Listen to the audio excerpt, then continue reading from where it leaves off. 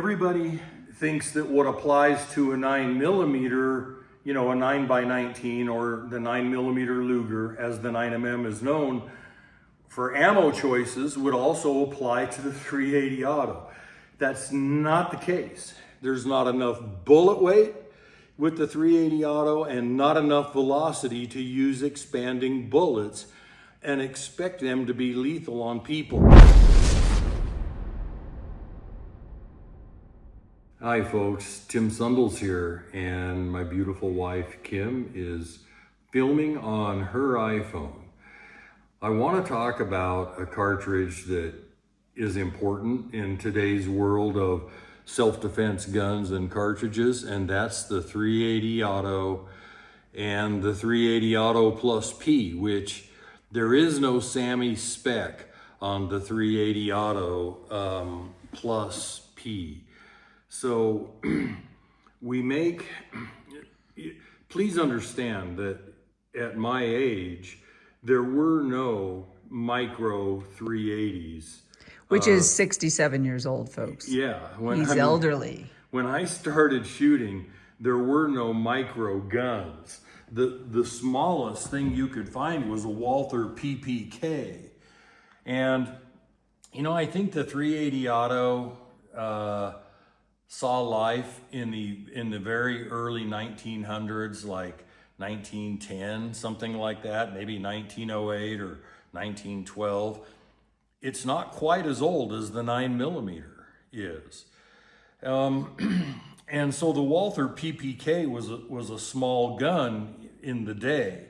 Now, these are the inner arms Walther PPKs, and in order to make them reliable, there was an old gunsmith back in the day when I bought these, which would have been early 1980s, mid 1980s. He took the original Walther PPKs and made these identical to them internally. And there was problems with the inner arms version because they put loaded chamber indicators on them. They did all kinds of little internal changes which messed with the reliability of the pistol. And once he made these like the original Walther PPKs, you'll notice I have two of them, a habit I got into early on in my life. Even back in my 20s, if I found something I liked, I bought a duplicate.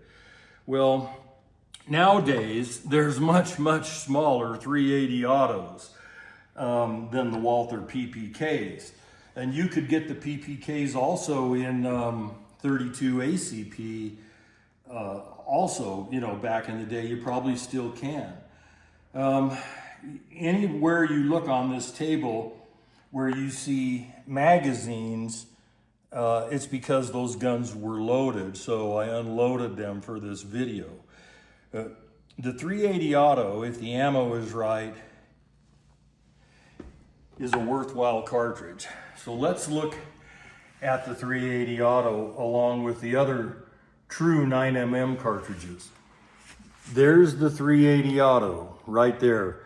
That case is, if you were gonna, this is the 9mm, which is actually a 9x19. The case is 19 millimeters long.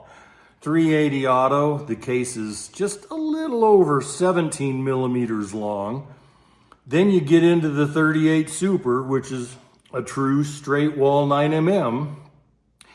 That's 21 millimeters long. And then here's the 9x23. That's a 23 millimeter long case. And this cartridge will push a 115 grain bullet as fast as this cartridge will push a 124 grain bullet, which is 1,450 feet a second. So 115 grains at 1450, 124 or 25 grain bullet at 1450.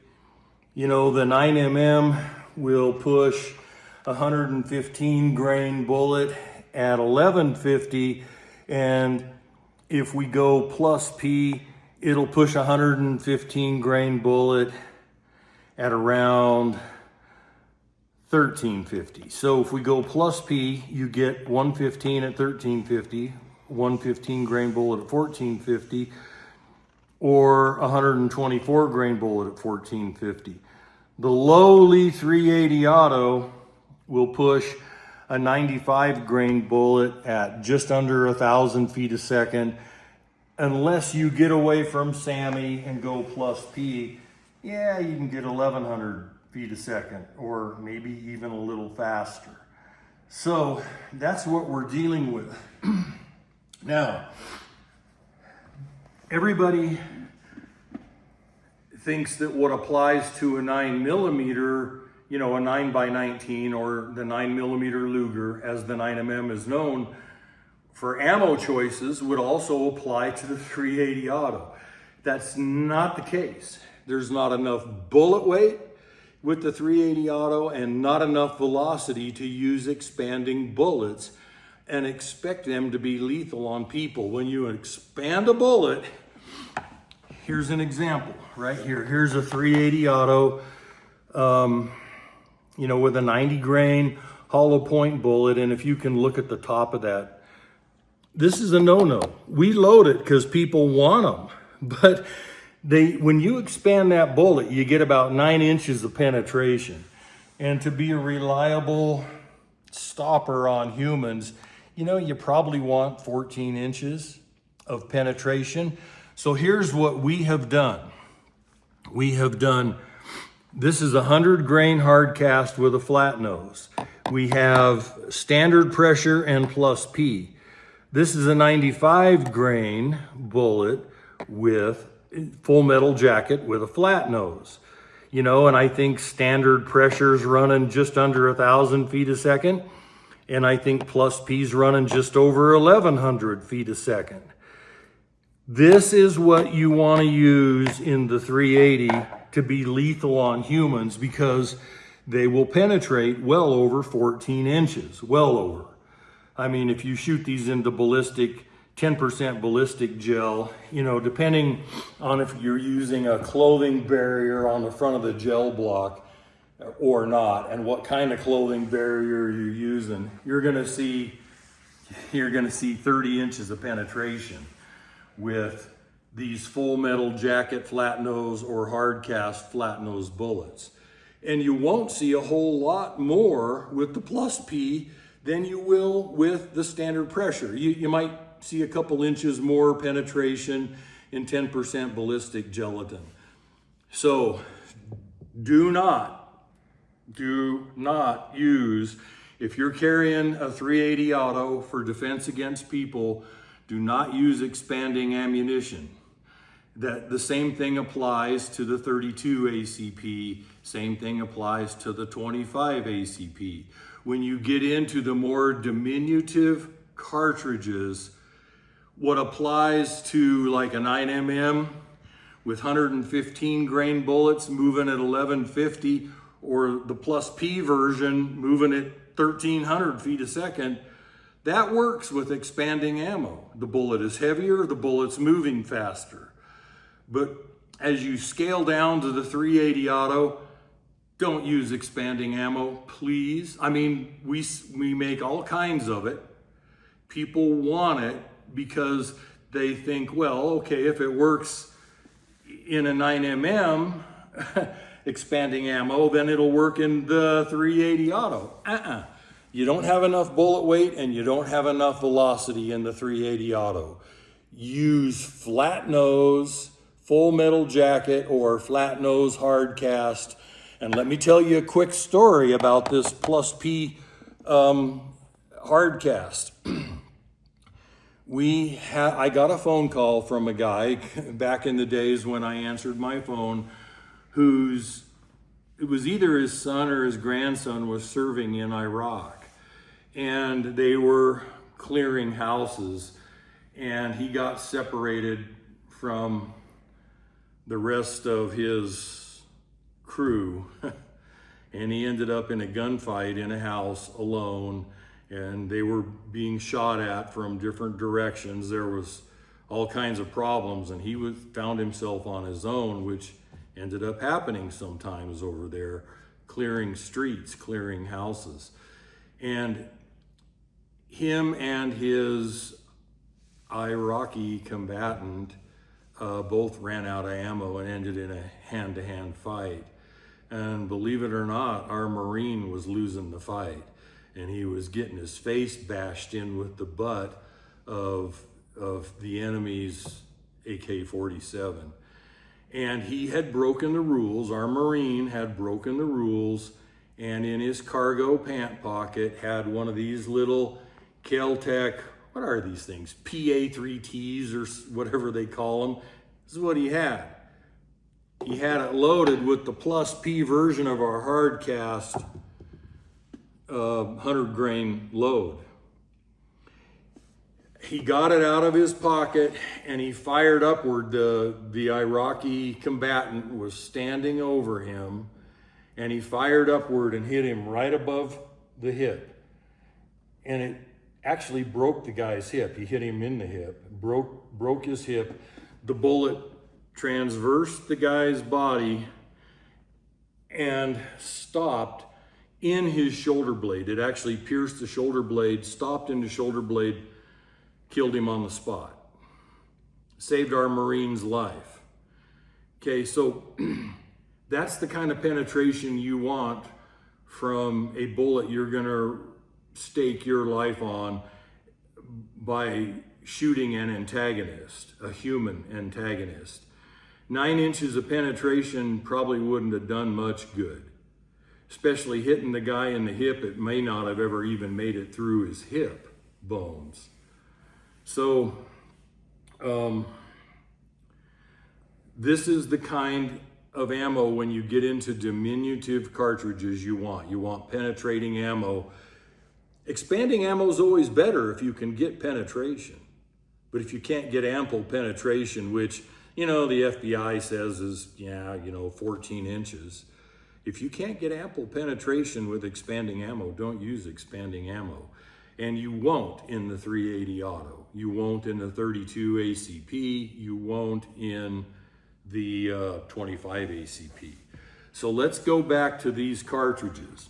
There is also a 9x18 Makarov cartridge, but it's not a true, this is 9x17.3, this is 9x19, this is 9x21, this is 9x23.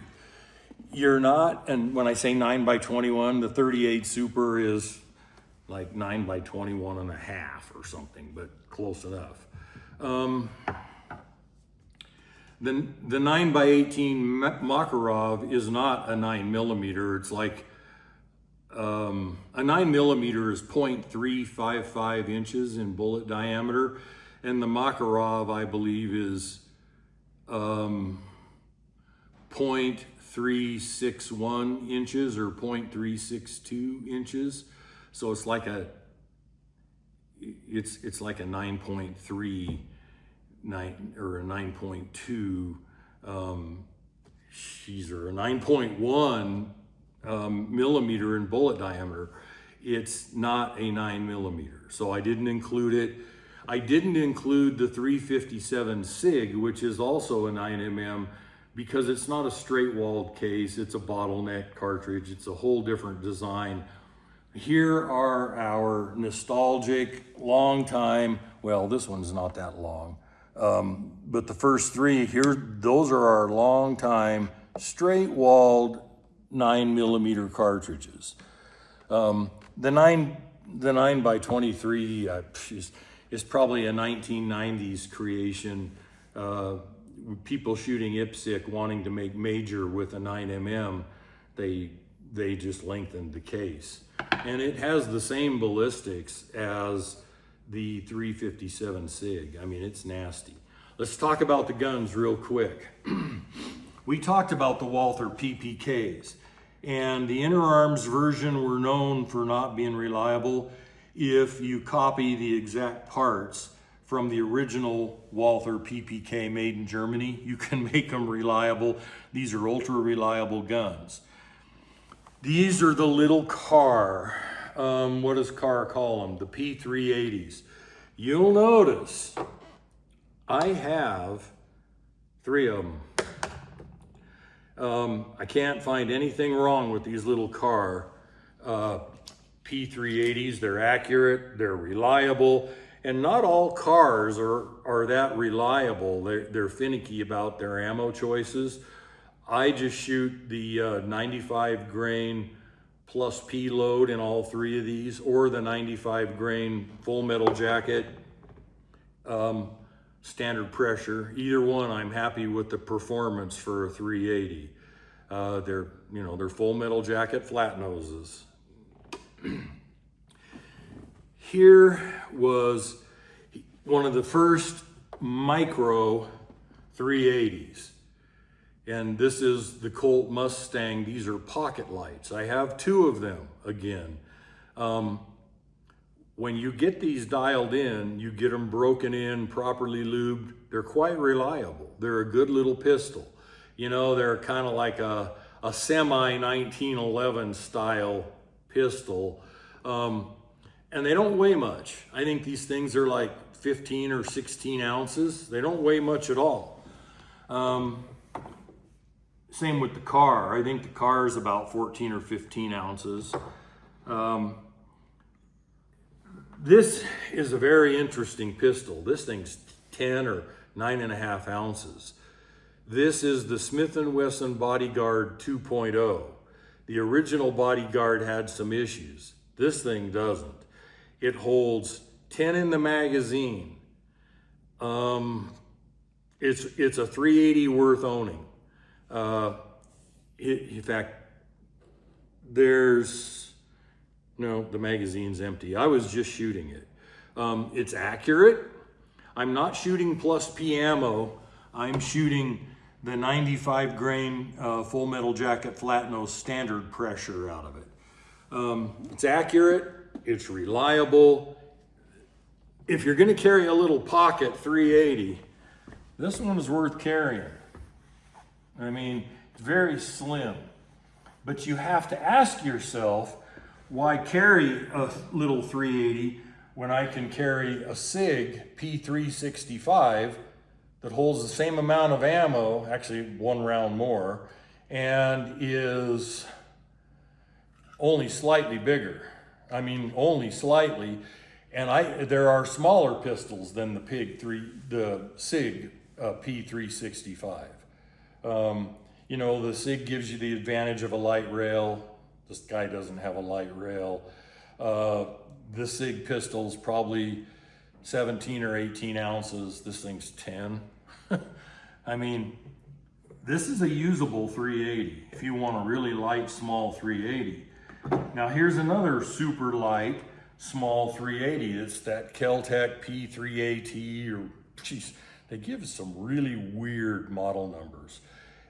It's also very light, but it's a 6 or 7+1, not a 10+1 capacity. People make fun of Kel-Tecs. Go ahead, make fun of the Kel-Tec. The little farts work. I mean, that's a really, really small little auto pistol, and you've got 7 shots with it. I mean, it's a long ways from being unarmed. Here's the 380s that my wife uses. Now, Kim had wrist surgery years ago that didn't work out very well from an old injury. And if she shoots full house 9mm, depending on the pistol, it can hurt her wrist. And besides, she likes small pistols. So we played around a lot. And we got these Browning Black Label 380s. Now, Browning also makes this pistol in .22 long rifle. I bought a 380 for her to try. She loved it. Doesn't hurt her wrist. And she's shooting the 95 grain plus P load out of it. And that's just a long ways from being unarmed. These things hold 8+1. They have a light rail on them. This is an early one without a light rail, but you can get them with light rails now. This was the first one I bought her, and they're a pistol worth owning if size matters. I mean, they're plenty small enough to be concealable. They certainly aren't a pocket pistol. She's got 4 of them. One for her purse, it stays there. It's a dedicated purse gun. One for her car, it stays there. It's a dedicated car gun. And then she's got one for her bedroom. It stays there. It's dedicated bedroom gun, so she's not switching guns around all the time. And then she's got one that's a dedicated practice gun, and she switches that around with the others so they all get shot plenty and broken in. But she has a full can of buffalo bore ammo over there by the front door. We're talking a military can. We're talking over 2,000 rounds of this plus P 95 grain load, and she just takes a handful out of there, loads 3 or 4 magazines. She's got 6 magazines sitting over there, and then she steps out probably 3 times a week, shoots a few magazine fulls at the metal gong out here in the driveway, and gets her practice in. It keeps her fresh, you know, so she doesn't forget what she's learned. Kim wasn't raised as a gun person, so if she doesn't keep practicing, and I suspect most shooters are this way, you lose some of what you learned. You won't lose it all, but you lose some. So every other day or so, she likes to step out and shoot. And yeah, I mean, I like it because it keeps her sharp. She does the same thing with her little Rossi 454 Casull. There's a can of ammo sitting over there. I mean, she costs a fortune to keep updated on her shooting, but to me, it's worth it. And she'll step out and shoot a few magazines of the 380 in these black labels, and then she'll go over to her Rossi 454, shoot a magazine tube full. Then she stops because her shoulder will get sore after a magazine tube full of full house 454s out of a light little carbine. And that's what she does, and that's how we keep her sharp. And if I didn't own an ammo company, there'd be no way that I could afford that. I mean, but since I own an ammo company, and since she's our ammo model, I get to do it and write it off.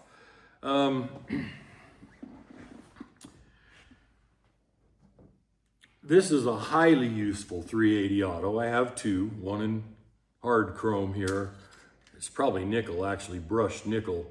This is the Browning, what they call the BDA 380. These came out in the mid 1970s. They got an ambidextrous safety and a hammer drop. Really nice to have a hammer drop safety on a gun like this. They're double action first shot, single action on the follow-up shots, 14 round capacity. This is a usable gun. In fact, I have often thought about just putting a higher vis backside on these things and carrying one. They've got a long barrel. They get, good full velocity as does the Browning Black Label. And, they hold 14 rounds. I mean, these are not a bad pistol. Beretta makes a version of them that just has a different ejection port, but all the parts are interchangeable. The barrels drop right in the Beretta, or the Beretta barrel will drop right in the Browning. They use the same magazines. At least they used to. I don't know. I think it's a Beretta Model 84. It's been a long time since I've had one. These are good guns. And you can shoot all kinds of plus P ammo out of them without beating them up. Really, really nice little guns.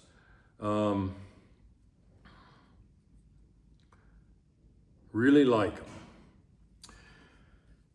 Now, of course, it always begs the question, why not just carry a 9mm that size? It's a fair question. And since there are 9mm that size that hold just as much ammo, I'll take the 9mm, thank you very much. one of the very, very early pocket pistols made in 380 was the AMT. Now, they were considered unreliable cyclers. I got this one used, and it was Ashley Emerson's gun, and Ashley had gone through it and made sure all the edges were taken off and that the thing was reliable. And he did a melt job. There's no sharp edges on it, so you can carry it in the pocket. These were nice little guns, or at least Ashley's was, after he did all the work on it. I mean, you could carry it in your pocket. It wouldn't eat a hole in the material. It's got they're made with a grip safety, so you can carry it with a round chambered in your pocket. Very, very nice gun. The way Ashley customized it. And I've bought a few used guns from Ashley. If you buy a used gun from Ashley, all the bugs are gone. All the bugs are worked out. The thing functions.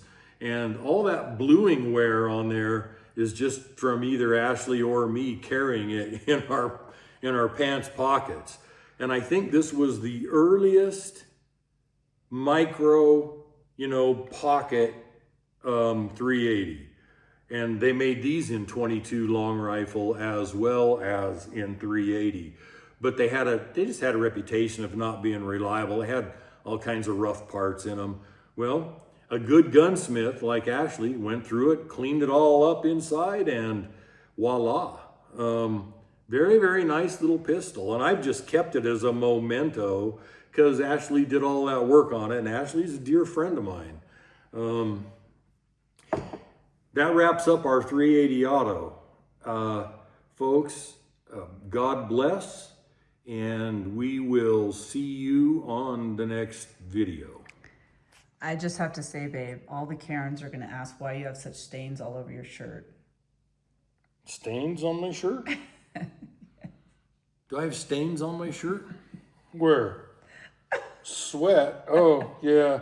That's actually sweat. I'm sweating. Okay. It's too hot. Just needed to clarify that for everybody. It's not ironed. I actually wore this shirt 2 days in a row because Kim and I were on the road all day yesterday. And we just got back today. And I'm still wearing the same clothes rather than pack a suitcase. And my hair probably isn't combed. I've got a bruise on my fingernail that looks like hell. I haven't had a shower. I did manage to brush my teeth on the road. Unfiltered and unapologetic Tim Sundles. Yeah, Here you go, folks. It's about the freaking 380. Oh, I forgot. I thought it was about your stained shirt. Okay, yeah, well, back to, yeah. You guys would not believe the messages we get. You just would not believe them.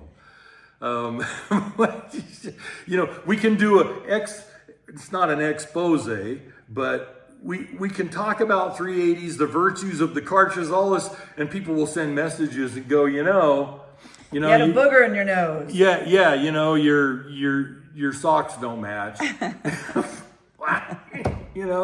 So anyway, folks. It keeps us laughing. Yeah, we love you. God bless. Take care.